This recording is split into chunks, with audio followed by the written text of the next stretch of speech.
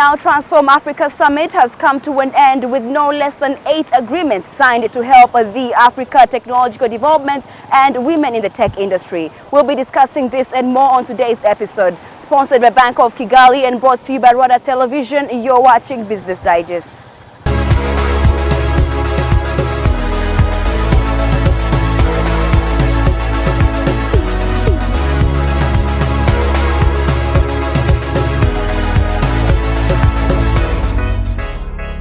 Now, discussions on how to tackle issues that affect women in the tech industry were discussed at the Transform Africa Summit. This was hence followed by an awarding ceremony for the 2019 winner of the Miss Gig title. Take a look. The Congolese national Josephine Uwase won the 2019 Africa Miss Gig title after her technological project was selected on the last day of this year's Transform Africa Summit here in Kigali.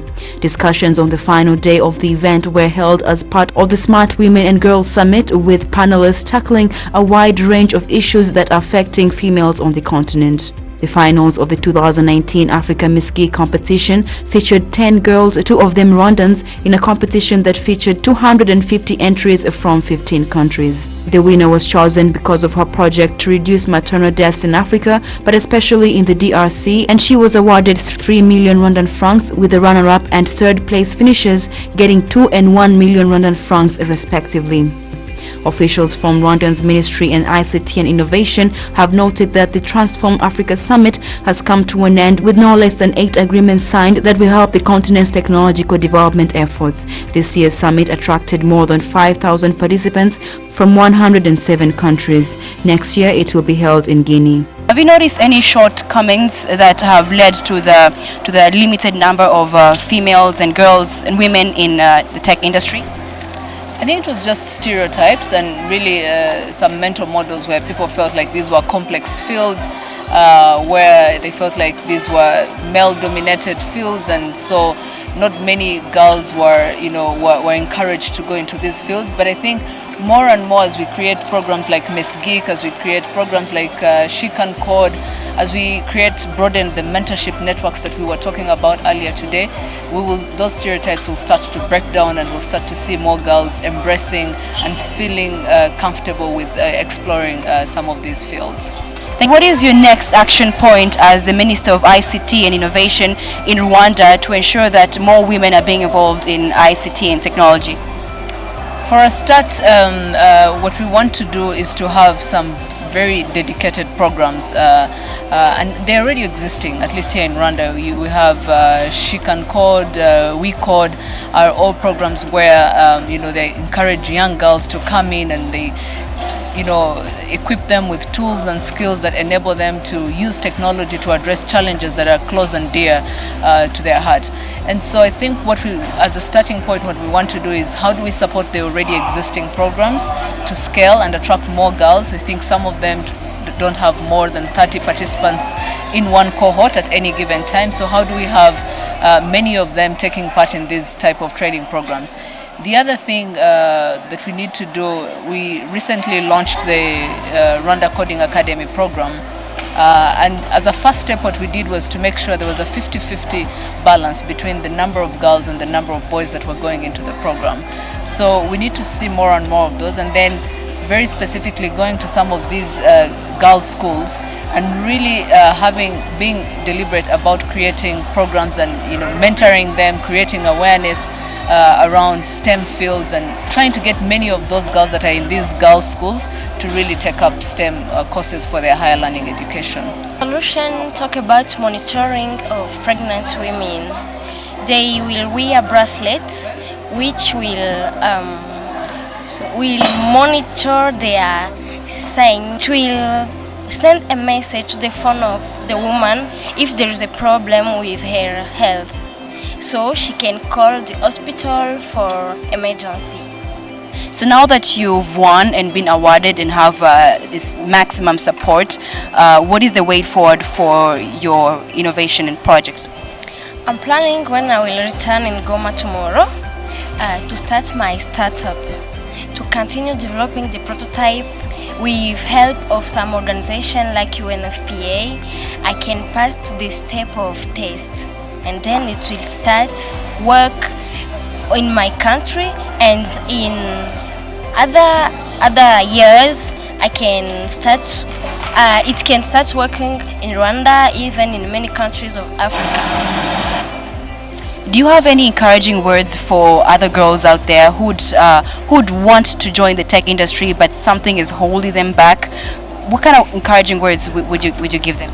I can tell her, even if there is, how can I say it? They must try. Even they don't succeed, they must continue trying, and they will see how we feel when we succeed. All right. Thank you so much. Thank you.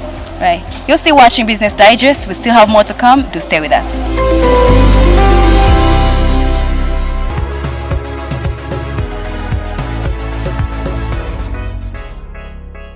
Now, despite the fact that some banks do not have the interest to merge with other banks, bank acquisition and merging is still an ongoing trend in the country. On today's episode, we'll be talking to some industry professionals and auditing experts to let us know what it takes for banks to merge and what do banks look for when it comes to merging with other banks. It's growth. When you're looking at your strategy for growth, I don't think it's something that is a knee-jerk reaction only towards the regulations that have been announced recently in terms of the licensing requirements for banks. However, you have two options: either grow organically, which is grow using your own base, introduce more products, open up more branches, and invest more money, and you can do it slowly. Or you could look at someone that complements your market offering, and then look to acquiring them, and then make an offer in that respect. And be it could be, say for example, somebody that's working in the SME space, but they want to do microloans, and there might be a bank that's doing microloans, and instead of them creating their own microloan business, they might acquire somebody doing microloans. A number of aspects, and in terms of the process, you would look at what complements you. It doesn't make sense if you're not interested in if they have a specific focus that you have no expertise in and have no desire to be involved in. Then you wouldn't look. It doesn't mean there's no complementary business. So you would look at, first of all, does it increase my footprint? Does it increase my revenue potential? And second of all, can I do it with the cost savings? Are there advantages of scaling up the business and therefore merging some of the centralized departments, which will save costs significantly and then allow you to grow your business. And joining us now is Mr. Moses Nyabanda, the partner and director of PricewaterhouseCoopers, and is here to shed more light on this topic. Mr. Moses, thank you so much for taking the time to have this interview with us. Now, let us know what sparked off this trend of acquisitions that we're witnessing. Thanks, Diana, and thanks for hosting me. It's interesting time in the banking sector. What we've seen is an interest around the banking market in the region, where we've seen a number of acquisitions taking place in recent times. If you go back, the real spark was regulatory actions when a few banks collapsed, but it has spurred a number of the bigger banks to enter into what I would call an arms race at this point in time, where every big bank wants to get a piece of the pie across the African market.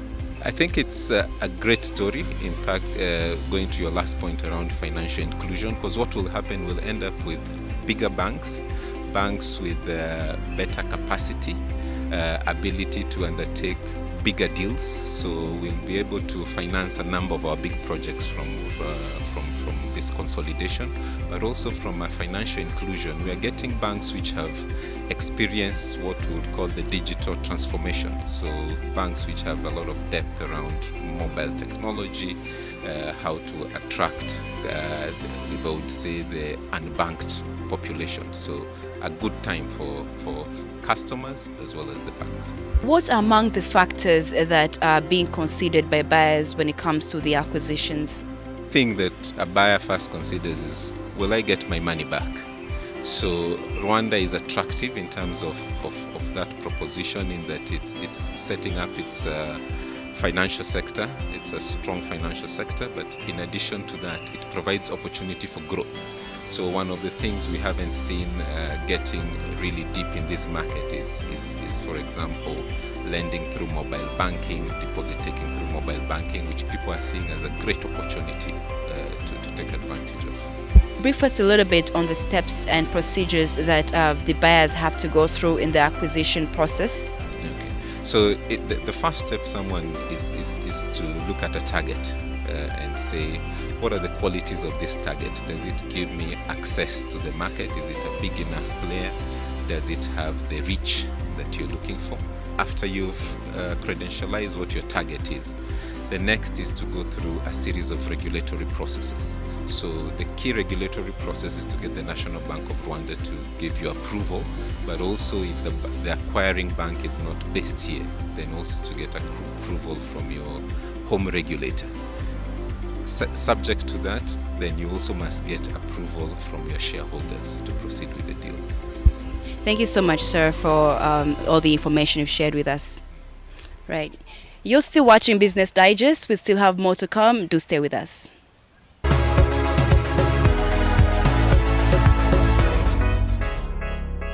African Training Institute, an international training institution that was established to meet the ongoing needs of the African workforce in the current dynamic business environment. It provides tailor-made capacity building and consultancy services through training, team building and research, hence making a significant contribution to the entire global business environment through quality professional development. Africa Training Institute is eyeing the Rwandan market with a vision of being a global reputable provider of high quality and professional consultancy, education, training and development services. The emergence of African Training Institute was motivated by the need for a competent workforce. We are more into capacity building, as we have always seen across the board that Africa is just taken as an underdog in terms of development, so it takes human competence to develop. So African Training Institute was motivated by the need to have competent staff, broadening Africa's mind. So that's where we come in. We intend to ensure that the human resources of Africa actually do well. That's capacity building is our thing. There's no way we can talk of development in Africa and not bring Rwanda into the picture. Currently one of the fastest growing economies in Africa. We can even talk of something that may be viewed as little and small. The cleanliness of Kigali as a city is just one clear sign of order in a country. As far as our programs are concerned, we come into blend with Rwanda's strategies. If I can talk of, for example, the Vision 2020, human resource development and knowledge is one of the key pillars, the 6 pillars of the Vision 2020, and we come in to blend on that. Also, Rwanda is one of the countries that there's the most investor-friendly policies. In one of the books authored by His Excellency Paul Kagame, he indicated that was sometime in 2015 that it takes about 2 hours to complete business registration and be able to commence operations. That was in Rebuilding of a Nation, authored, published in 2015, which I'm sure by now, some years down the line, it actually takes far lesser than that. The policies are quite investor-friendly policies. The heart of African growth, as far as we are talking of development in Africa.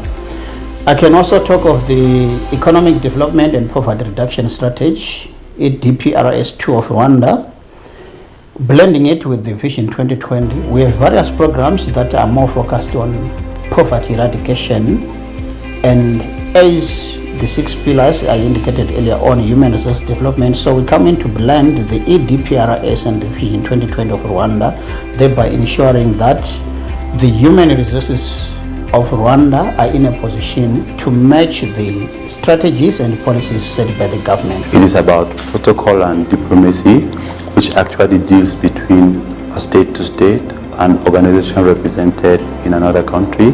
It's actually doing a good relationship between state to state. It goes around Africa and the region, for instance, but you actually have to build cordial relationship between state, between parties. Will be support in our work day-to-day activity. So I hope I will transfer my knowledge to my colleagues to our in our Ministry of Agriculture. Look at the 6 pillars, all of them, there is none of them that cannot do without capacity building. If you look at infrastructure development, private sector-led economy, governance, among others, it all takes capacity building. So hence the favorite, why we favor Rwanda as a destination.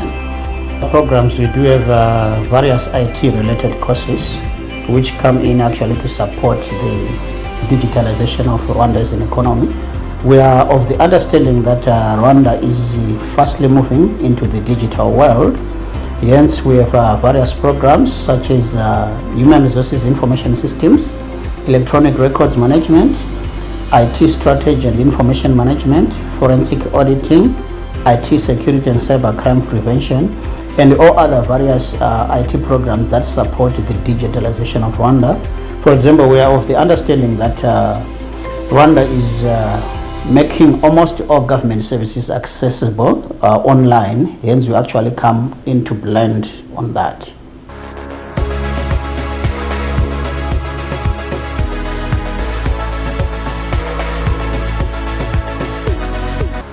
And on today's segment of Market Trends, I'll be bringing you the Consumer Price Index for the month of April 2019. Now, the urban CPI will be the focus of the publication as it is the headline index for monetary policy purposes. The urban CPI increased by 0.2% on annual basis and increased by 0.3% on monthly basis. The annual average rate between April 2018 and April 2018 was 1.2%. The rural CPI decreased by 0.7% on annual basis and increased by 1.2% on monthly basis. The Rwanda overall CPI decreased by 0.3% on annual basis and increased by 0.9% on monthly basis. The urban CPI is calculated based on approximately 1,622 products in 12 urban centers of Rwanda. The urban CPI increased by 0.2% in April 2019 compared to the same month of 2018. This was mainly due to the increase of 5.5% in prices of alcohol beverages, tobacco and narcotics, and 3.0% in prices of transport. The monthly CPI increased by 0.3% in April 2019 compared to March 2019. This was mainly due to the increase of 0.5% and 0.6% in prices of food and non-alcoholic beverages and housing, water, electricity, gas and other fuels, respectively. The underlying inflation rate, excluding fresh food and energy, increased by 0.1% compared to March 2019 and increased by 1.2% when compared to April 2018. The annual average inflation rate between April 2018 and April 2018 is 1.2%.